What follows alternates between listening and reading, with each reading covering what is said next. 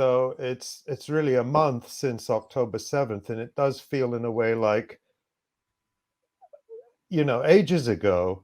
But I want to read you this quote from Benjamin Netanyahu, which was made, this was published in the Times of Israel on October 11th, but he may have made this comment a day earlier or 2 days earlier, but it was in the immediate aftermath of October 7th. And he said, this is a direct quote from Netanyahu: "They took dozens of children, bound them up, burned them, and executed them.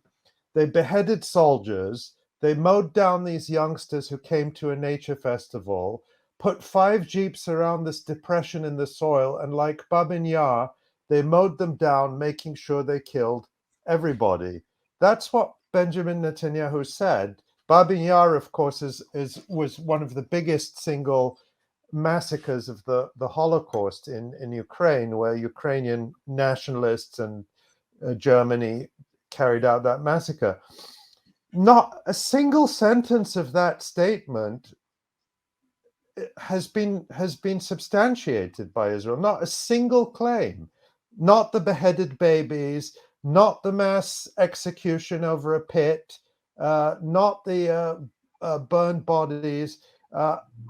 We've talked about this on this live stream and in our articles about how, in fact, the evidence that's coming out is that many, if not most, of the Israeli civilians were killed by Israeli forces just going in and indiscriminately shooting everything. But those claims from Netanyahu and from others were what defined the public mood. And now nobody is going back. Nobody in the Western media or Western politicians are going back to Netanyahu and saying, wait, you said all this. Where's the evidence? Yeah. It just doesn't get revisited. It's treated as if it's somehow true. Now, the point I want to come to, you mentioned bubbles, Louis. I wonder if what happened is this, that the bubble, that the Israelis too exist in a bubble.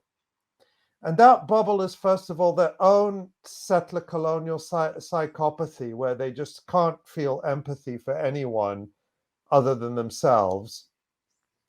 And the bubble of Western elites, of the United States government, the European Union, the British government, where everybody was telling them, we have 100%, we support you, go in, do what you want. The Germans who are crying all the time about never again, and remembrance culture and lessons of history, told them, you go in and do whatever you want. We have your back. Whether the Israelis are also in a bubble where they just could not understand what the global reaction would be, and that how their propaganda could not carry them beyond those first initial days when the media was in a shock. And that's, of course, not to say, as I said, we're not seeing all of this translated into political action.